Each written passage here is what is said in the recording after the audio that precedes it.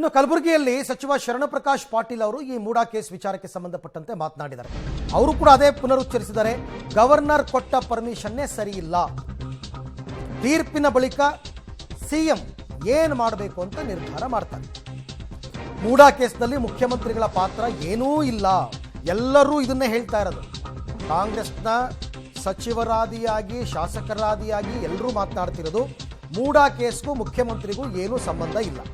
ಇದೊಂದು ಪಿತೂರಿ, ರಾಜಕೀಯ ಪಿತೂರಿ ಅಂತ ಈವನ್ ಶರಣಪ್ರಕಾಶ್ ಪಾಟೀಲ್ ಕೂಡ ಅಭಿಪ್ರಾಯಪಟ್ಟಿದ್ದಾರೆ.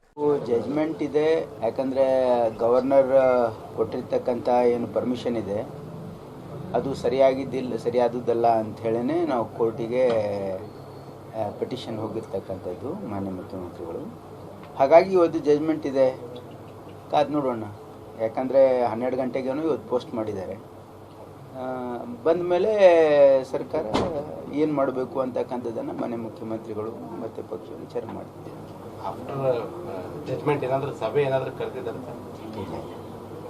ಶಾಸಕ ಸಚಿವರು? ಇಲ್ಲ, ನಾನು ಇಲ್ಲೇ ಇದ್ದೀನಲ್ಲಿ. ಇವತ್ತು ಕಾನ್ಸ್ಟಿಟ್ಯೂನ್ಸಿಯಲ್ ಪ್ರೋಗ್ರಾಮ್ ಇದೆ. ಇವತ್ತಲ್ಲ, ನನಗೇನು ಇಲ್ಲಿವರೆಗೆ ಯಾವುದು ಮಾಹಿತಿ ಬಂದಿದೆ. ಒಂದು ವೇಳೆ ಸಿಎಂ ಅವರು ಅಗೇನೆಸ್ಟ್ ಆಗಿ ಪ್ರಾಸಿಕ್ಯೂಷನ್ ಅನುಮತಿ ಸಿಕ್ಕೊಟ್ರೆ ನಾನು ಊಹಾಪೋಹಗಳಿಗೆ ಹೋಗಲ್ಲ. We don't want to speculate.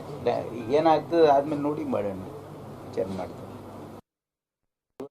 ಅಂದರೆ ಒಂದು ಮಾತು ಕೇಳಿ ಬರ್ತಾ ಇತ್ತು, ತೀರ್ಪು ಏನೇ ಬರಲಿ 24 ಗಂಟೆ ಒಳಗಡೆ ಶಾಸಕಾಂಗ ಪಕ್ಷದ ಸಭೆ ಕರಿಬೇಕು ಅಂತ. ಬಟ್ ಇವರು ದಿನೇಶ್ ಗುಂಡೂರಾವ್, ಶರಣಪ್ರಕಾಶ್ ಪಾಟೀಲ್ ಇವರೆಲ್ಲ ಹೇಳೋ ಪ್ರಕಾರ ನಮ್ಗೆ ಅದ್ರ ಬಗ್ಗೆ ಏನೂ ಮಾಹಿತಿ ಇಲ್ಲ. ನಾವೆಲ್ಲ ನಮ್ಮ ಕ್ಷೇತ್ರದಲ್ಲಿ ನಮ್ಮ ಕ್ಷೇತ್ರದ ಕೆಲಸ ಮಾಡ್ಕೊಂಡಿದ್ದೀವಿ. ಯಾವ ಸಭೆಯನ್ನು ಕ್ಯಾಬಿನೆಟ್ಟು ಕರೆದಿಲ್ಲ, ಶಾಸಕಾಂಗ ಪಕ್ಷದ ಸಭೆಯನ್ನು ಕರೆದಿಲ್ಲ ಅಂತ ಅವ್ರು ಹೇಳ್ತಿರೋದು. ಬಟ್ ತುರ್ತಾಗಿ ಕರೆದರೆ ಗೊತ್ತಿಲ್ಲ.